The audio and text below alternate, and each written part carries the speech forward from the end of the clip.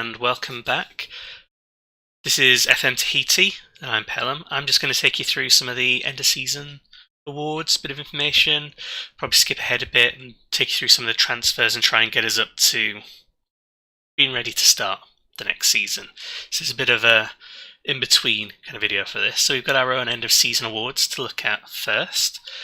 Apparently fans player of the season was Daniel Naran with 35%, Sam Richards just behind on 31%.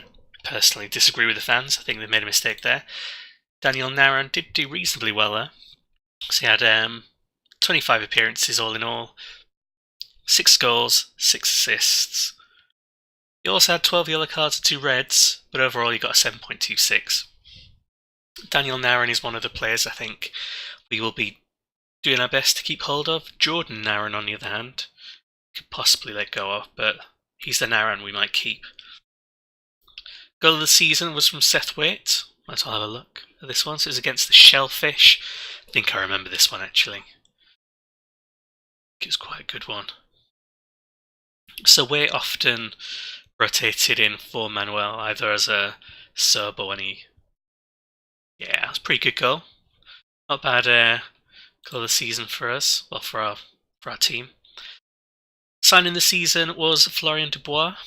He only actually scored a couple of goals for us, so his stats aren't, his attributes aren't anything to write home about. But he did get 14 goals and 17 for San Pedro, but only 1 in 8 for us. But again, he's used mainly as a sub.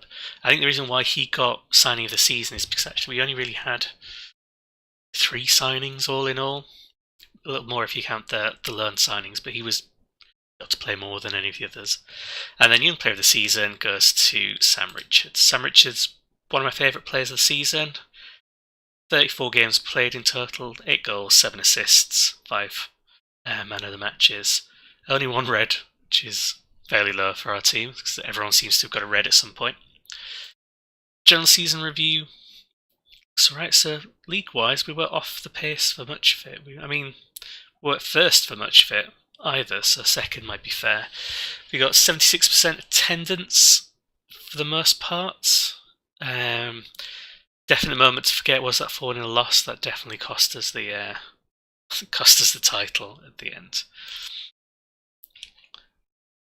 We'll come back to the meeting. The board are pleased, so I tricked them into being pleased by the wage budget because I reduced it to get around that because I was over for a little bit. But also our wage budget's just gone up again as well because we're going into the premiership, so I think it's about $6,000 now. We're spending about 3. Dubois, so Lionel Dubois, not our Dubois, gets player of the season for the championship. 14 goals in 18. Yeah, decent. Alexander Ruiz was a runner-up from Puka Puka, and Ludwig David from Puka Puka. Puka Puka are actually quite a good team, and I might see if I can try and steal some of these. Don't want to get too many players in, but Ruiz might actually he might fit in to the slot we need if Jordan Naran goes. Molina won the Rookie of the Year. We got nobody else in this one. Oscar Walter from Uka Huka and Pierre Petit from San Pedro, so none of our players there. But Seth Waite did, it's the same one, with his sort of screamer goal, get a championship goal of the season. Let's give him a look. Congratulations. He does top the lot. He's actually scored that many goals in his career. He scored 4 goals in his career, so it doesn't take much to top his best. And now we get to vote for Manager of the Year. Now I could be... I was going to say I could be sneaky and just not vote for Martinez and see if I can get it. But actually I think Martinez is the best manager in the actual championship, so be fair. So I could still win it. 64% win ratio is not bad. It's just we didn't draw as many as they did. Draw masters. So I'll move on a little bit. Actually, no, we'll do the end of team talk, then I'll move on. I don't think we'll get mid-table. Don't think we'll...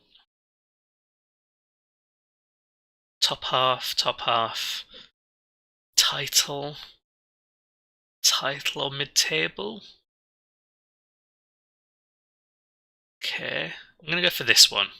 Mid-table is the lowest I can go for. I'm saying if we make the right additions, we can do mid-table. Watch them hate me. Right, so they're ambitious. Top half. Okay. So they think top half. Though Williamson is still, fairly angry about that. Okay, I'll come back in a little while, just to show you a few more pieces. We'll see who wins the Manager of the Year, for example. Alright, so we're back. We've pretty much gone through all of the summer now. We're right up to the point where the first match of the season, our first season in Premiership, is about to be played. So our first match is going to be against Motu1. It's a team I've got a bit of a soft spot for. And we are playing away, so we'll see their pitch, which is a sand pitch, I believe. I can't remember if it's sand or clay, but it's not a grass pitch, so it'll be interesting to play on. I'm not going to play it in this episode, but I will show you some of the things that have been going on. So let's start with the transfers. So it doesn't look busy for the transfer history, but we've been getting a lot of offers in for our players, which we've kind of generally rejected.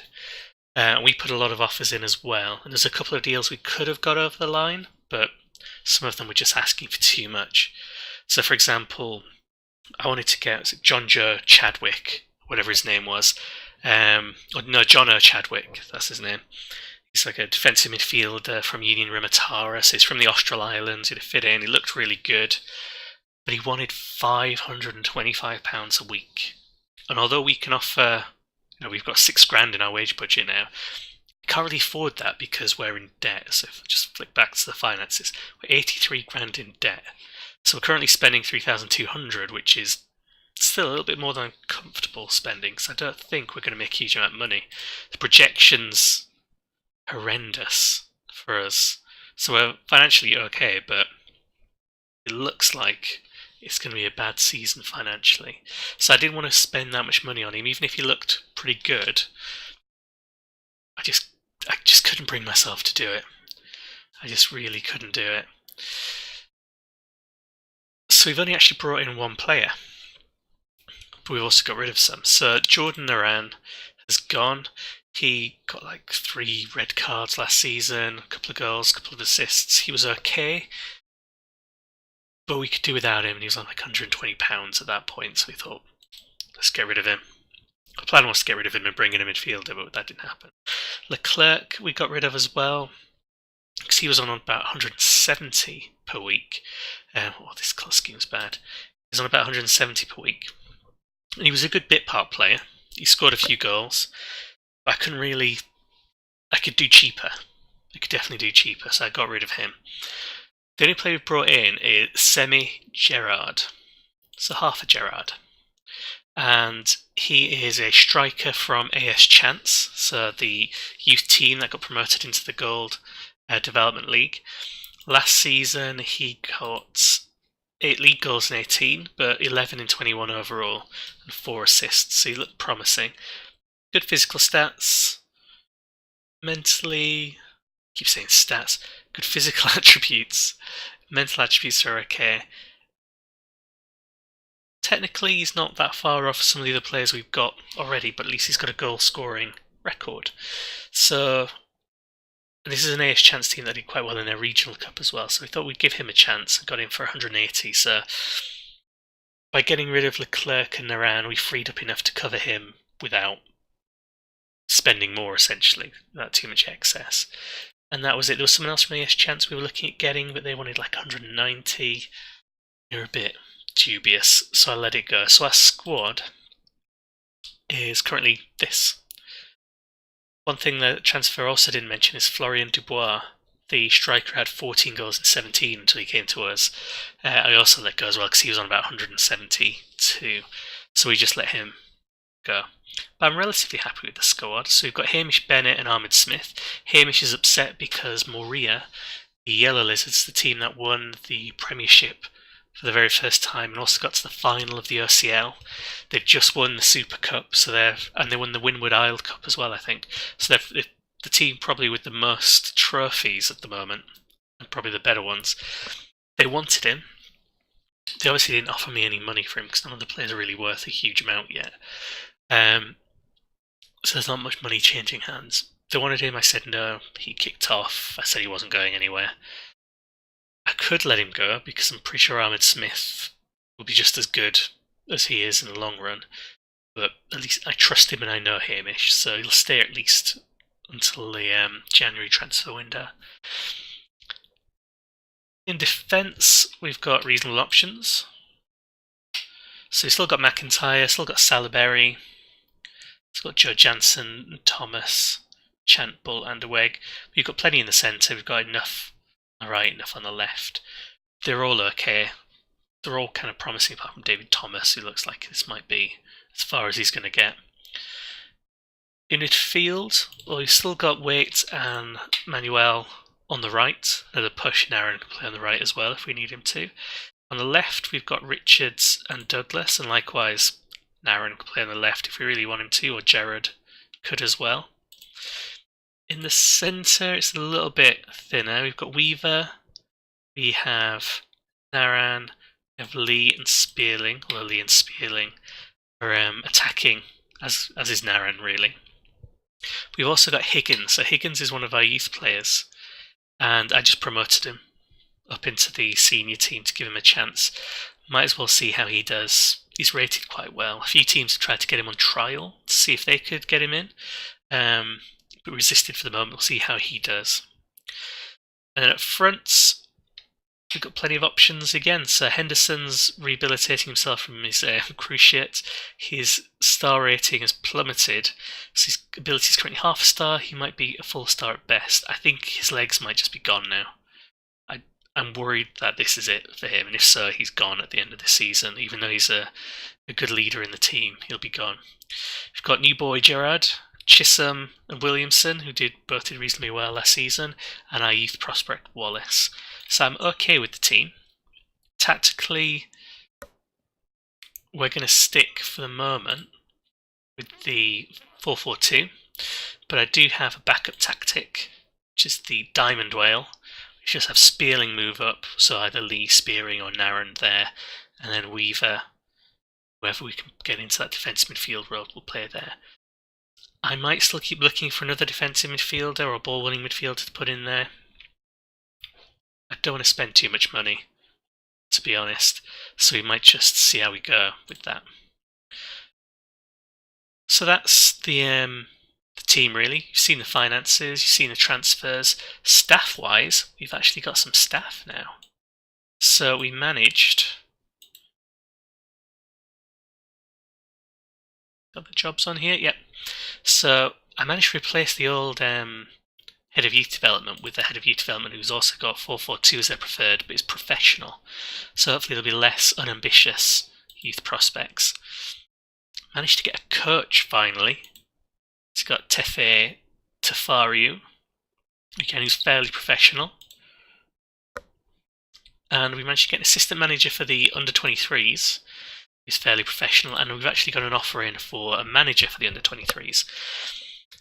We've still not managed to get a physio. Whenever the physios respond to the job advert, they seem to have ignored that in the job advert I hope we put down we can only pay them £110. So they're coming in with requests for like 160. Stuff like that. So still no physio, which is probably why Henderson's legs just sort of dropping off. In the schedule, we can see our friendlies. So we did lose to our own under-23s, which sounds horrific. But what this doesn't show you is the fact we've got about 11 players that are currently playing for the Austral Islands in the Atoll Championship. In fact, those 10 players will be away until just after this Taha match. So we're going to play these first two matches with a weakened squad, essentially. It's going to be a little bit rough, these first two. It's not the opening we really want for the league. But it's just part and parcel of the international calendar for us. It's the same for a lot of other teams, less so for the teams from the Tahiti Societies. They'll have fewer called up. But for any of the teams from the smaller islands, this is just how it goes at this stage, so we can live with that. If we look at the premiership, Moria won it last year. So last year, Moria won it with Huahine and Morphia taking up second and third. Bora Bora and Taha also did quite well. Taha did quite well in the Cups, they won the Inter-Island Cup. So there's some strong teams in here already. We look at the... Oh, we don't have any detailed team ones because we've not played any matches, but we'll look at that later on to see what the transfer and salary spending is. If we look at the actual transfers though, there's quite a lot going on. There's a lot of toing and froing this season, so the teams are active. We're actually getting people in. There's a few bigger names from the bigger teams that looked really good that have just used this as a way to get to the Tahitian side. There are some players who look really good. So Jordan Rocher, he looks amazing for this level. But he doesn't want to come to us because we're not big enough. Likewise, Richard Favier, he looks amazing, does not want to come to us. There's a couple of others. Anatoly Masson played for Tetaroa, but they released him. I think some of these players have been released because they probably asked for too much money. So their rep took a bit of a boost, they asked for too much, the clubs just got rid of them and brought others in. But I think they will find teams. We're going to keep an eye on them though, because if no one comes in for either of these two, we are. I will spend money to get them in, because they look good. And that's generally all I wanted to show you. The only other thing to particularly focus on, other than the fact the Austral Islands are just about in the lead in the Atoll Championship, is just a quick check, and I've not looked yet, to see what some of the squads, some of the teams have done with stadiums. I've not seen any news about stadiums. But as you can see from this, Mahisha, Moria, and Tetaroa are now sharing at the Stade de Paia. The Stade de Paia is owned by a real team, AS Manu Ura. Which is still in the things. That means, as far as I can work out, that Mahisha, Moria, and Tetaroa are having either expansions to their stadiums or new stadiums, which sort of makes sense. So Moria, good attendances and lots of success. Tetaroa had some success, their attendances were okay. Mahisha, from checking last year, they didn't seem to have a huge attendance. Likewise, Morphia, or Morpiha, and Tupai are both at the Stade de la Punaru, which again, AS Punaru is in charge of, so they are as well. Tupai were terrible last season as far as I can remember. If we look at the league table, Tupai finished 12th. Morpiha finished 3rd, so that's kind of reasonable. Yeah, I'm a bit surprised Tupai have gone in for this. They didn't have the highest attendances or anything like that. I think it was Pepite that just had the highest average attendance last season. I think they had about 600 because they play in a really big stadium, so they could go over the 500. And everyone else is around 380 tops, apart from one or two again, like 90 and stuff like that.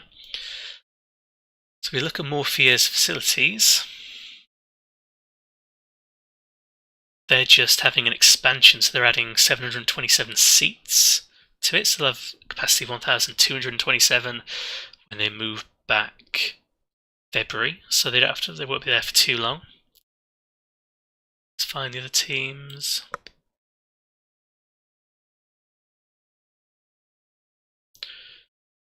Mahisha are also adding about 723, so they'll be going back to the Ash Ground again in February. Moria are adding 699 seats, they're actually adding a little bit less.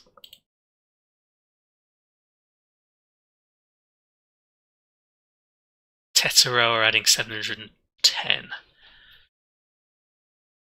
Tupai are adding 685. So we've got some expansions going on there. I'll just check the championship just in case anything else is going on there as well, just so you can see how it's all working out, and also so I can be jealous because we've not made any plans to expand out at this stage.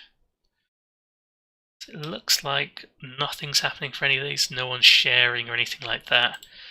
And Development League, likewise, no sharing. It's just in the Premiership we're seeing this expansion that's going on. So, not much else to show you now. We did have the kind of end of season awards, which I showed you a little bit earlier on. We didn't win the Championship Manager of the Year. We were runners-up. The manager of Puka Puka won that one, which I think was a little bit unfair. They only had like a 32% win rate or something ridiculous like that.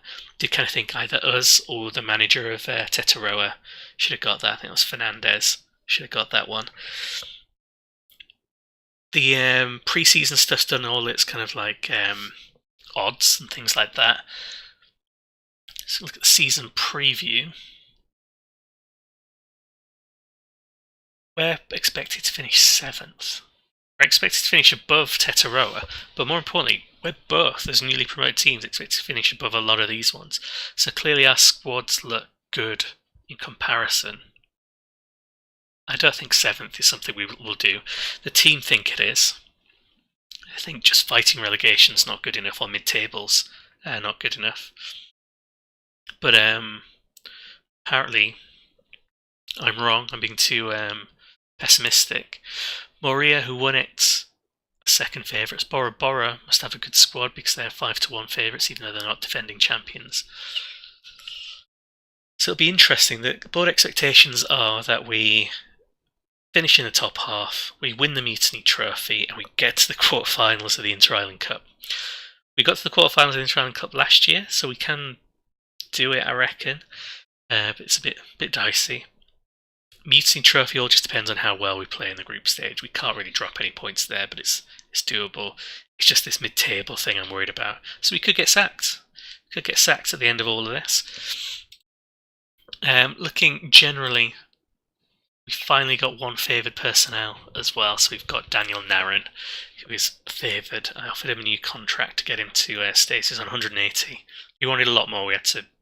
That went on for a while to get him to agree to a fair price.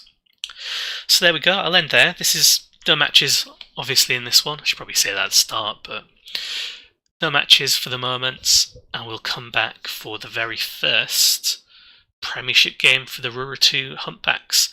Thanks very much for watching.